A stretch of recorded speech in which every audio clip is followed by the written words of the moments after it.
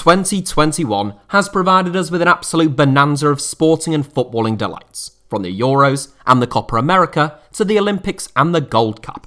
It has been routinely thrilling and very rarely dull from start to finish. It's just a shame more spectators around the world couldn't be present to give many of these events and competitors the live audiences that they so richly deserve, and who add an extra degree of spice and tension to these kinds of sporting occasions.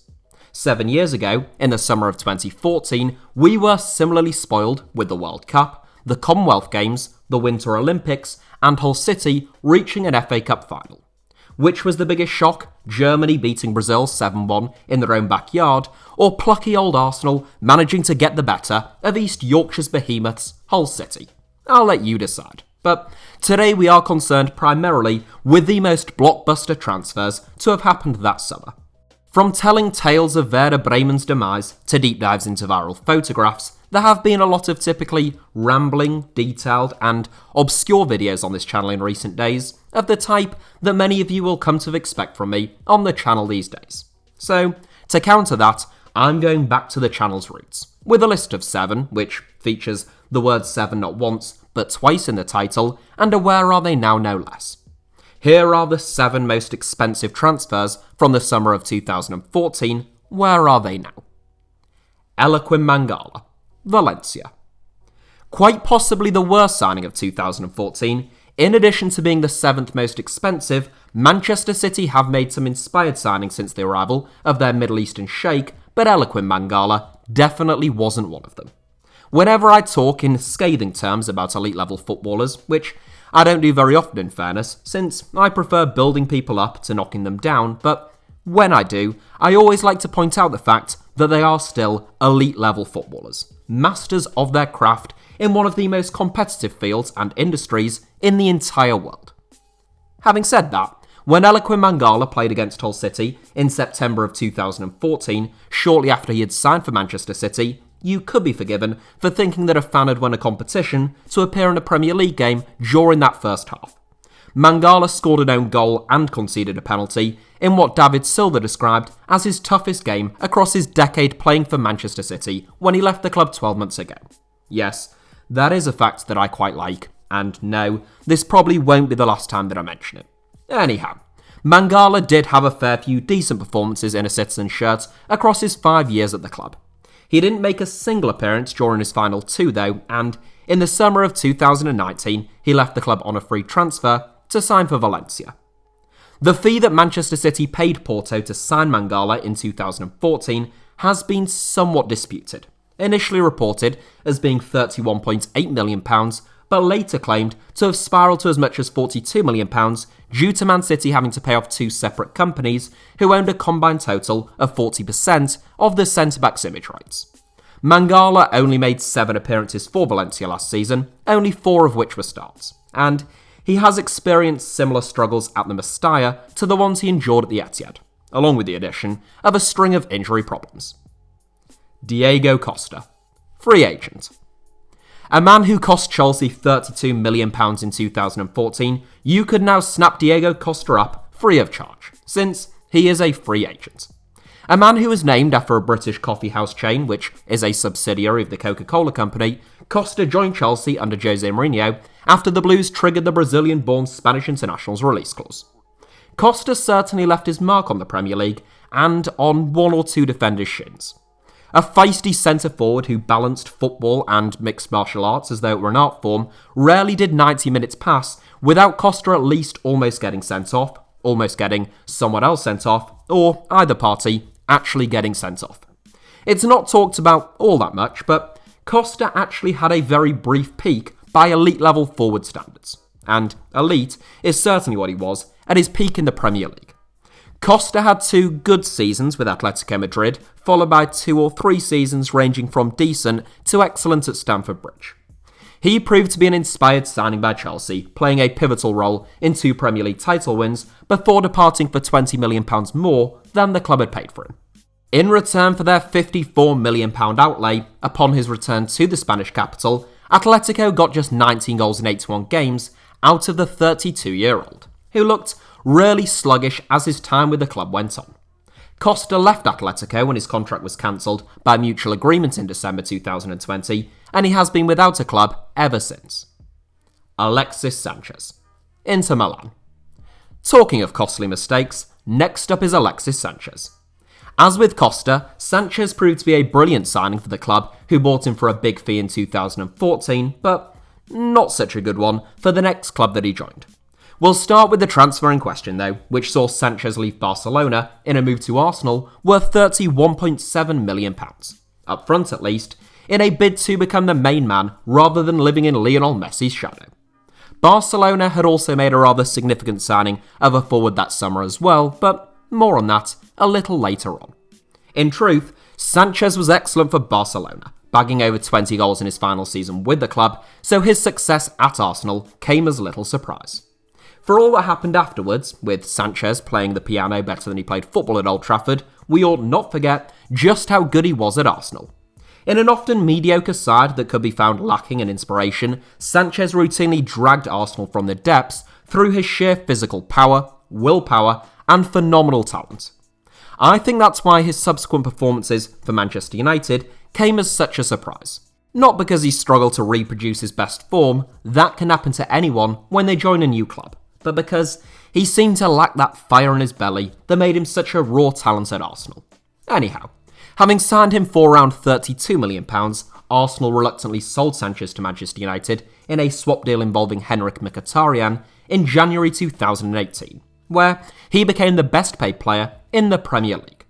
Sanchez never justified his extraordinary salary at Old Trafford, or even a fraction of it in truth, and following a season on loan at the club, Sanchez joined Inter Milan on a permanent basis in 2020 on a free transfer. David Luiz, free agent. The second free agent in this 7, if you want to sign a really expensive footballer for nothing, the answer is pretty simple. Just wait 7 years. David Luiz is a man whose cumulative transfer fees total roughly the same amount as North Korea's annual GDP, as he went from Benfica to Chelsea for £22.5 million, from Chelsea to PSG for £50 million, and then from PSG back to Chelsea for £34 million. That's a heck of a lot of money for a centre-back who can't defend. I jest, of course. Luiz was sometimes very good, particularly during Chelsea's 2016-17 title-winning campaign under Antonio Conte, in which he played in the back three, where he always seemed to play his best football. The transfer that earned Luiz a spot in this 7 was his biggest move of all, though, that £50 million switch to PSG in 2014, which made Luiz the most expensive defender in world football at the time. Luiz spent just 2 seasons in Paris as part of a very Brazilian centre-back setup alongside Thiago Silva and Marquinhos. After 3 seasons back at Stamford Bridge, Luiz joined Chelsea in 2019 on a free transfer, signing a 1-year deal at the Emirates, which was later extended to see Luiz stick around in North London for a second campaign. He left the club at the end of last season, and at the time of this recording, and I am not lying to you here, Luiz is being linked with both Adana Demirspor in Turkey and Real Madrid in Spain. Angel Di Maria, PSG. The third most expensive signing of 2014 when Angel Di Maria joined Manchester United from Real Madrid for £59.7 million, he became the most expensive signing in the history of the British game. As I have said previously on this channel, I thought Di Maria was an excellent signing, despite his lofty fee. He had played a pivotal role in both Real Madrid's Champions League success and Argentina reaching the World Cup final the previous season, and he looked just as effective playing centrally as he had done playing out wide. Ultimately, I think a lack of understanding of Di Maria's talents was what led to his downfall at Old Trafford, and the perception of him as a flop. He perhaps ought to have chipped in with a few more goals during his debut campaign, but we ought not forget that he made the third most assists in the entire league, despite only playing 27 Premier League games. There can be no doubt then, even during the most challenging period of his career, that Di Maria is an outstanding talent, and he has re-emphasised that fact over the last 6 seasons at Paris Saint-Germain. Di Maria joined the Parisians for a cut price of £44 million just 12 months after signing for Manchester United, and he has proved to be quite the bargain for the Qatari-owned enterprise. One of the finest wide players of his generation, it was also Di Maria's match-winning credentials that secured Argentina their first major trophy in almost 30 years in the summer just gone. James Rodriguez, Everton. It perhaps says something about the spending power of clubs like Real Madrid, particularly 5 to 10 years ago, that Angel Di Maria became the most expensive Premier League signing of all time that summer and still only comes third in this 7. One of the men keeping him down in third joined the club which he departed and likely played a role in his departure, and that man is James Rodriguez. A little like Di Maria, in fact, Rodriguez was signed off the back of a sensational season and a World Cup for an enormous fee, and there is a perhaps somewhat harsh assessment of his performances for the team he joined. Rodriguez set Real Madrid back £60 million upon his arrival from Monaco, and for that price, the third highest fee of all time in 2014 we shouldn't forget, expectations were always likely to be pretty high. In his debut campaign, contrary to popular belief, Rodriguez was excellent. The numbers don't tell you everything, of course, but he made 26 goal contributions in 29 league games before suffering a fracture in the 5th metatarsal in his right foot, and he made 35 goal contributions in all competitions. Nonetheless, once Carlo Ancelotti departed, subsequent Madrid managers gave Rodriguez fewer opportunities before he eventually went out on loan to Bayern Munich, who were then managed by Ancelotti. Rodriguez linked up with the Italian boss for a third time last summer, this time at Goodison Park, and though Ancelotti has now returned to Real Madrid, Rodriguez is still at Everton, at least at the time of this recording. Luis Suarez, Atletico Madrid. Cull surprise, it is Barcelona and Real Madrid signings that top this 7. I said there was a rather expensive arrival that most likely played a part in Alexis Sanchez leaving Barcelona in the summer of 2014. And it was actually a man who Arsenal themselves famously bid £40 million and 1p for, who Barcelona signed. Suarez has been fairly sensational at football throughout his entire career, but in the season before he signed for Barcelona, he really was something else. Not only did he score 31 goals from 33 Premier League games for Liverpool, he set the tempo from the front, he made 13 assists, which was the second highest tally in the entire league, and he so often provided that spark and moment of magic which so nearly won Liverpool their first league title of the Premier League era. It wasn't quite to be, and as soon as that title slipped away from them, and even before that in truth, it seemed likely Suarez would depart. When he bit a chunk out of Giorgio Chiellini just for a laugh at the 2014 World Cup, receiving a 4-month ban from playing football worldwide and a 9-game suspension for Uruguay, it was unclear whether that would impact Barca's decision-making or Suarez's price tag. In the end, Barcelona were undeterred, signing the Uruguayan for just shy of £65 million. Though he left the club last summer, aged 33, for less than 10% of that amount, Suarez still proved to be a very worthwhile signing by Barcelona. He scored 198 goals in 283 games for the club, cementing his status as one of the greatest centre-forwards of the 21st century. A La Liga title winner last season during his debut campaign with Atletico, Suarez remains a menace, and he's even cut down on biting people these days. So that is it for today's video. I hope you enjoyed the throwback, both in the sense of throwing back to 2014 and throwing back to, 2017-18, as in the roots of this channel.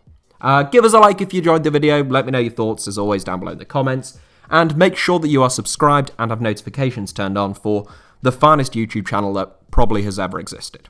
That is HITC Sevens. You can also find me on Twitter or Instagram by the username @HITC Sevens on both, should you wish to do so.